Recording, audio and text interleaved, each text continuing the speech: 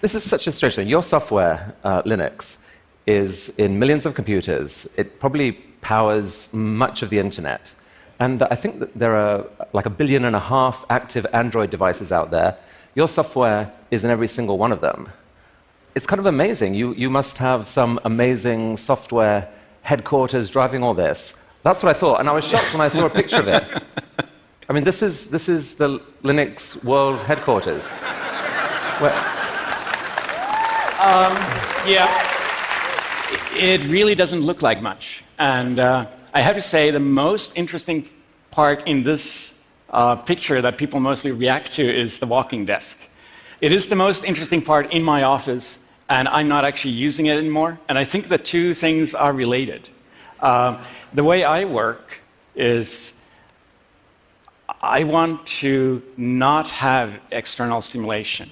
You can kind of see it on the walls are this light green. I'm told that at mental institutions they use that on the walls because it's like a calming color. It's not something that really stimulates you. What you can't see is the computer here. You only see the screen. But the main thing I worry about in my computer is it doesn't have to be big and powerful, although I like that. It really has to be completely silent, right? I know people who work for Google, and they have their own small data center at home, and I don't do that. My office is the most boring office you'll ever see, and I sit there alone, in the quiet. If the cat comes up, it sits in my lap, and I want to hear the cat purring, not the sound of the fans in the computer. So this is astonishing, because working this way, you're able to run this vast technology empire. It is an empire. So that's an amazing testament to the power of open source.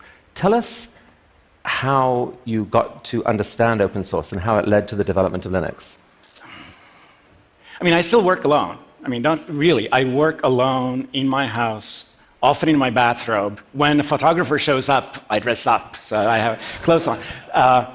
And that's how I've always worked. I mean, this was how I started Linux, too. I did not start Linux as a collaborative project. I started it as one in a series of many projects I had done at the time for myself, partly because I needed the end result, but even more because I just enjoy programming. So it was about the end of the journey, which 25 years later we still have not reached, but it was really about the fact that I was looking for a project on my own, and there was no open source really on my radar at all.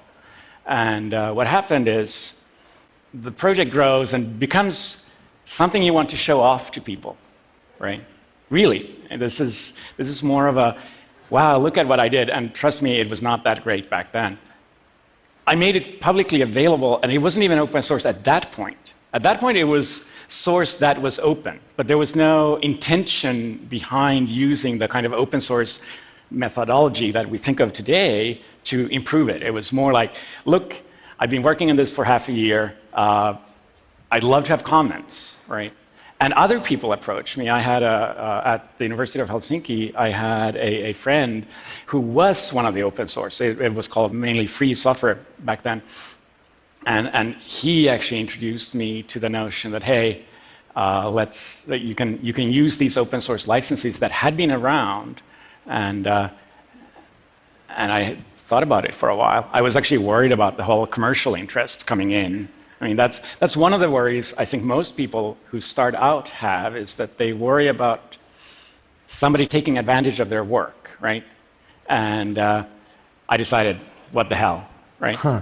And then at some point, someone contributed some code that you thought, wow, that really is interesting. I would not have thought of that. This could actually improve this. It didn't even start by people contributing code. It was more that people started contributing ideas. And just the fact that somebody else takes a look at your project, and I'm sure it's true of other things too, but it's definitely true in code, is that somebody else takes an interest in your code, looks at it enough to actually give you feedback and give you ideas, that was a huge thing for me. I mean, so I was 21 at the time, so I was young, but I'd already programmed for half my life, basically. And every project before that had been completely personal, and it was a revelation when people just started commenting, started giving feedback on your code. And even before they started giving code back, that was, I think, one of the big moments where I said, I love other people. Right? Don't get me wrong. I'm actually not a people person. Right? I am. Right? I don't really love other people. But I love computers. I love interacting with other people on email because it kind of gives you that buffer. But I do love other people who comment and get involved in my project, and it made it so much more. And so was there a moment when you saw what was being built and it suddenly started taking off and you thought, wait a sec, there's actually could be something huge, not just a personal project that I'm getting nice feedback on, but a kind of an explosive development in the whole technology world? Not really. I mean, the big point for me really was not when it was becoming huge, it was when it was becoming little, right? The big point for me was not being alone and having 10, maybe 100 people being involved. That was a big point. Then everything else was very gradual. Going from 100 people to 1 million people is not a big deal. To me, well, I mean, maybe it is if you want to sell your result, it's a huge deal, don't get me wrong. But if you're interested in the technology and you're interested in the project, the big part was getting the community. Then the community grew gradually, and there's actually not a single point where I went like, wow, that just took off. Because it took a long time, relatively. So all the technologists I talked to really credit you with massively changing their work. And it's not just Linux, it's this thing called Git, which is this management system for software development. Tell us briefly about that and your role in that. So one of the issues we had, and this took a while to start to appear, is when you grow from having 10 people or 100 people working on a project to having 10,000 people, which, I mean, right now we're in the situation where just on the kernel, we have 1,000 people involved in every single release, and that's every 2 months, roughly, 2 or 3 months. Some of those people don't do a lot, right? There's a lot of people who make small changes. But to maintain this, the scale changes how you have to maintain it. And we went through a lot of pain, and there are whole projects that do only source code maintenance. And CVS is the one that used to be the most commonly used. And I hated CVS with a passion and refused to touch it. And tried something else that was radical and interesting, and everybody else hated. And we were in this bad spot where we had thousands of people who wanted to participate, but in many ways I was the kind of break point where I could not scale to the point where I could work on it with thousands of people. So Git is my second big project, which is only created for me to maintain my first big project, right? And this is literally how I work. Is I don't code for, well, I do code for fun, but I want to code for something meaningful. So every single project I've ever done has been something I needed, and so really both Linux and Git kind of arose almost as an unintended consequence of your desire not to have to work with too many people. Absolutely, yes. No. That's amazing. Yeah.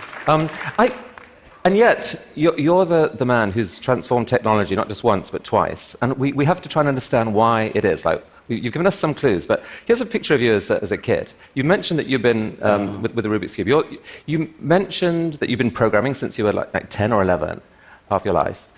Were you this sort of computer genius, uber nerd? Were you the star at school who could do everything? What were you like as a kid? Yeah, I think I was the prototypical nerd. I mean, I was not a people person back then. That's my younger brother. I was clearly more interested in the Rubik's Cube than my younger brother, right?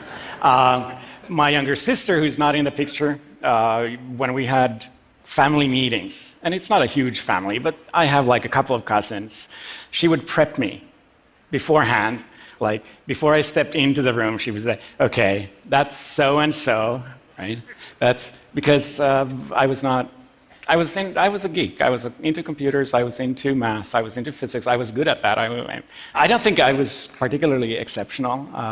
Apparently, my sister said that my biggest exceptional quality was that I would not let go, right? I would just... Okay, so let's go there, because that's interesting. You would not let go. So that's not about being a geek and being smart. That's about being stubborn?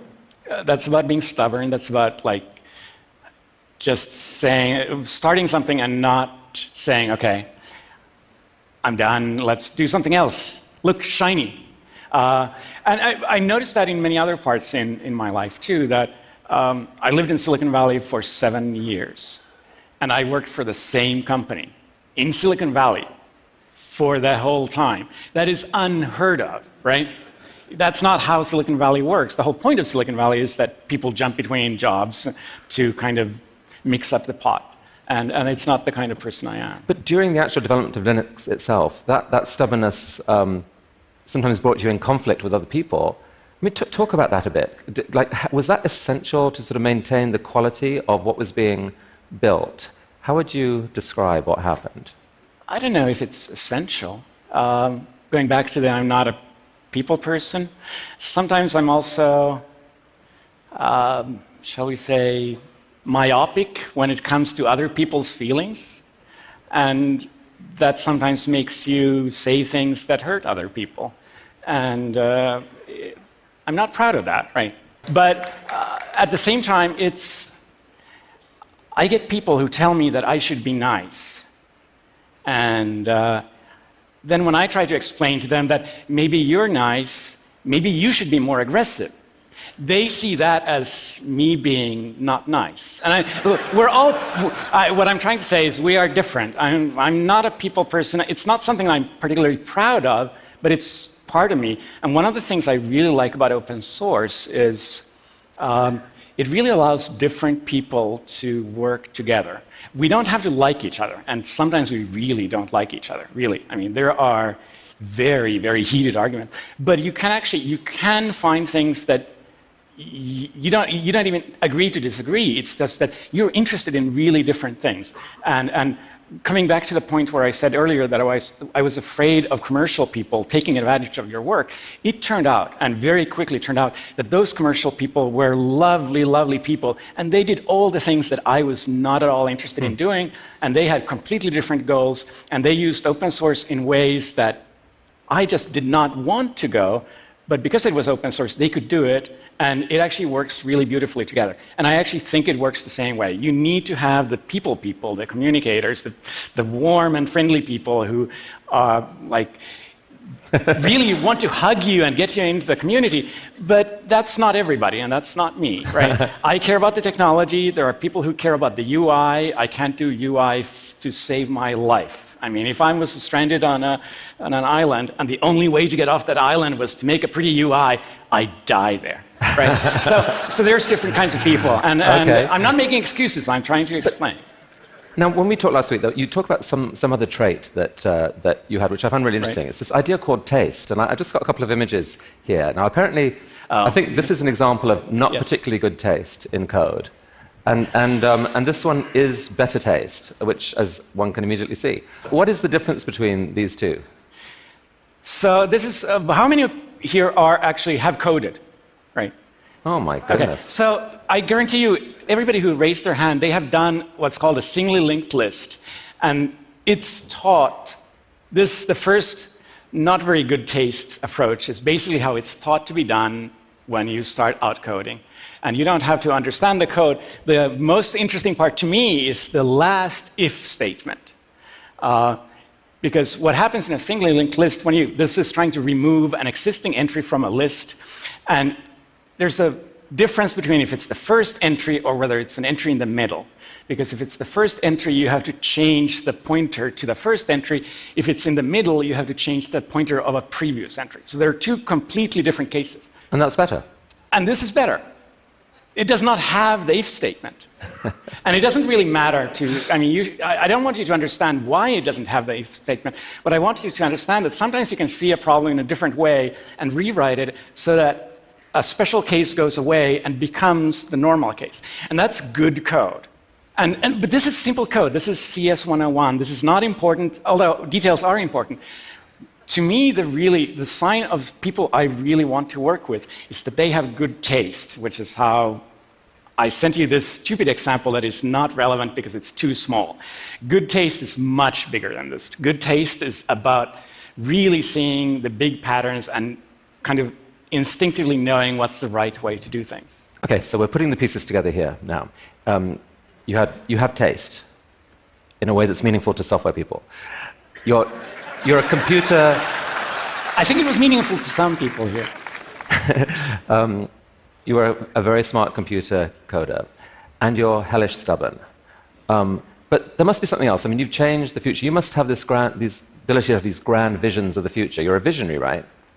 So I've actually felt slightly uncomfortable at TED for the last 2 days because there's a lot of vision going on, right? And I am not a visionary. I do not have a 5-year plan. I'm an engineer, and I think it's really, I'm perfectly happy with all the people who are walking around and just staring at the clouds and looking at the stars and saying, I want to go there. But I'm looking at the ground and I want to fix the pothole that's right in front of me before I fall in, right? This is the kind of person I am, right? So you spoke to me last week about these two guys. Who are they, and how do you relate to them? Well, so this is a kind of cliche in technology, the whole Tesla versus Edison, where Tesla is seen as the visionary scientist and crazy idea man, and people love Tesla. I mean, there are people who name their companies after him. The other person there is Edison, who is actually often vilified for being kind of pedestrian, and his most famous quote is, "Genius is 1% inspiration and 99% perspiration." And I'm in the Edison camp, even if people don't always like him, because if you actually compare the two, Tesla has kind of this mind grab these days, but who actually changed the world? Edison may not have been a nice person. He did a lot of things. He was maybe not so intellectual, not so visionary, but I think I'm more of an Edison than a Tesla. So our theme at TED this week is dreams, big, bold, audacious dreams. You're really the antidote to that. I'm trying to dial it down a bit, yes. It's good. We embrace you, we embrace you. Okay. Companies like Google and many others have made arguably like billions of dollars out of your software. Does that piss you off? No. No, it doesn't piss me off for several reasons, and one of them is I'm doing fine, right? I'm really doing fine. But the other reason is, without doing the whole open source and really letting go thing, Linux would never have been what it is. And it's broad experiences. I don't really enjoy public talking, but at the same time, this is an experience, trust me, right?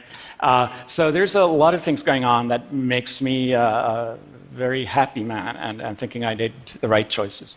Is the open source idea, and this is, I think we'll end here, is the open source idea fully realized now in the world? Or is there more that it could go? Are there more things that it could do? So I'm of two minds there. I think one reason open source works so well in code is that at the end of the day, code tends to be somewhat black and white. There's often a fairly good way to decide this is done correctly and this is not done well, right?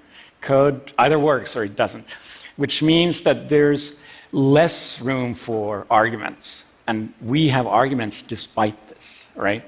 In many other areas, people have talked about open politics and things like that, and it's really hard sometimes to say that, yes, you can apply the same principles in some other areas just because the black and white turns into not just gray, but different colors, right?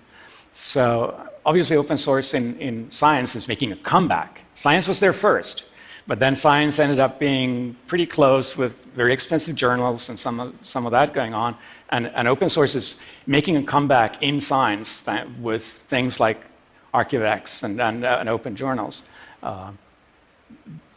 Wikipedia changed the world too, right? So there are other examples. I'm sure there are more to come, but I'm not saying. But you're not a visionary, and so it's not up to you to name them. No, it's up to you guys to make them, right? Exactly. Linus Torvalds, thank you for Linux. Thank you for the internet. Thank you for all those Android phones.